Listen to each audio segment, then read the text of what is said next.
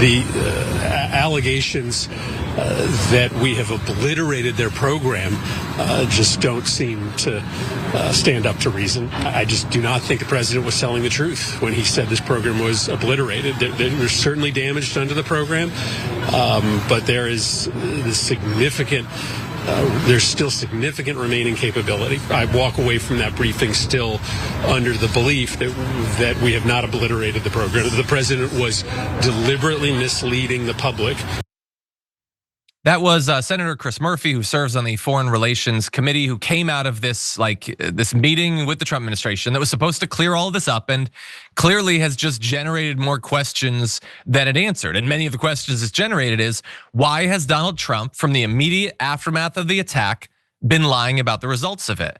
Or at the very least, lying about what we know about the results of it. It is still, at this point, entirely possible that the sites were destroyed, but they do not have intelligence that says that is definitively the case. And Donald Trump has now, for days and days, been saying it's the case when he doesn't have any evidence to rest that on. And by the way, I understand that some Democrats and some Republicans are using this most recent reporting to push for more war. That's not what I'm interested in. I am, and always have been, interested in us starting to respect objective reality once again, and starting to care about whether we are being vigorously lied to by our leaders. And this is a classic case of it. And so it's not just Chris Murphy that's coming out and undercutting what Donald Trump is saying. Lindsey Graham is saying we did not destroy their depleted uranium. Now, he almost certainly is saying that because he wants to go to war, but also because there is evidence that the uranium was moved out of these facilities before the strikes. That's just true or not, and that matters, okay? And so Chuck Schumer said, what was clear from today's briefing is that there is no coherent strategy, no end game, no plan. What are we doing? Well, what we're doing is declaring victory regardless of what actually happened. That is what Trump has always done, and that is what he will always do. Hell, he could launch another bombing run tonight to fix the fact that the sites actually were not destroyed, and he would declare victory again. He'll do it as many times as he needs to, because reality becomes whatever he wants it to be. And what he wants right now is he wants the people who have reported on this intelligence assessment that came from the Pentagon, he wants them to be fired and or locked up. He said on Truth Social, the Democrats are the ones who leaked the information on the perfect flight to the nuclear sites in Iran. They should be prosecuted. Now, what is that based on?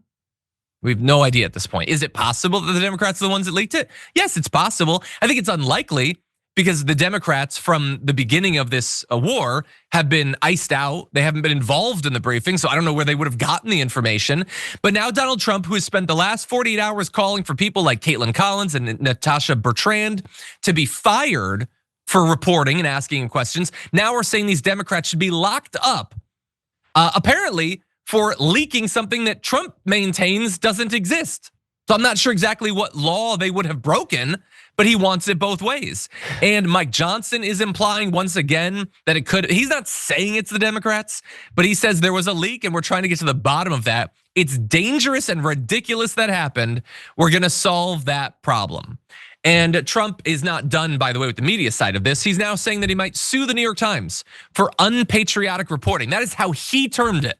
Your reporting isn't patriotic from the perspective of the dear leader, so we might have to have the president sue you. The US government, the DOJ might sue the media for not being sufficiently patriotic. And I lived through the run up to the war with Iraq. This is wild even by that perspective. But Brett, what do you think? There's so much about this. Like, Trump is suing people for not calling him pretty all the time. Like, he will sue you. He sued George Stephanopoulos for saying like 2 words ambiguously. Yeah. And ABC paid him for that. Now, I don't know if people heard this, but Gavin Newsom is now suing Fox News for basically the same thing, but worse. This is why I love Gavin Newsom. Like, there's plenty to hate about Gavin Newsom, but something I love about him is like, no, I'll sue me. No, sue you. But that aside, like, there's a lot in the small, short term, and then there's the big picture stuff. The short term stuff is like, he is mad that someone reported something that exists because that thing embarrasses him. Yeah, that's all it is. he's embarrassed. Like, and he's embarrassed for what? Like, yeah, Iran, like, here's what I think is hilarious. Iran's like, please don't bomb us, this would be bad.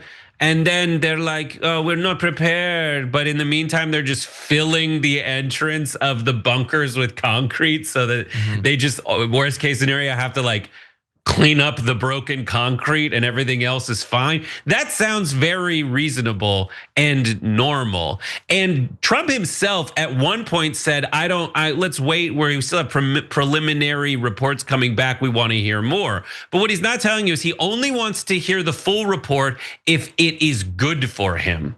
Yeah. And the thing that gets me the most is like, isn't this exhausting? He's like Crappy Gallagher. Like, no one remembers any other joke. He just has one thing, which is like, it was perfect. What I did was perfect, and I'm perfect. And anyone who doesn't like it hates America. That's like his Gallagher watermelon. He just does one like, smeh, and there's people every time that are just like, oh, that's amazing. Do it again. More all over my face. Oh my God. Like, aren't you tired of being covered in Trump's goo? It's boring. It's bad. And worse, like, if it is the case that you're afraid of Iran's nuclear, this is my last point on this. The big picture is we had a thing to stop the nuclear program. Yeah, we had a deal with them, and there were inspectors. There were people to confirm whether they were adhering to it. They sent like stuff outside of like, there's stuff that they had to do that they were doing, and we agreed to it. Yeah, and something that, I mean, I don't like the Ayatollah. I don't like any country that has like a fundamentalist leader that is done, like, that's bad. But like, everything Trump does makes us less safe, not more safe. But because he's going like this the whole time before backing down, you think that makes us more safe. He should be better at this. Like, the first time he was an outsider, but this guy's doing a job he already had. He should be better at it by now.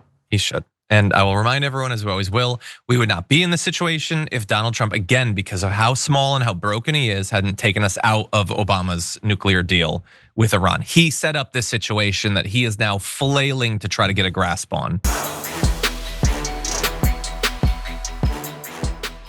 If you enjoyed that, then make sure that you never miss another video by subscribing. And if you want a little more, consider hitting the join button and becoming a member. So you're probably wondering, why would I do that? Well, when you do that, you get access to bonus content that I make every single week, and it's a lot of fun. You get custom emojis and more. If you join at tier 3, by the way, you even get access to a monthly member hangout with myself. And you'll get all that going forward, but you'll also unlock years of the back catalog that is literally 100 or more bonus clips and top 10 lists and debates and more. So what are you waiting for?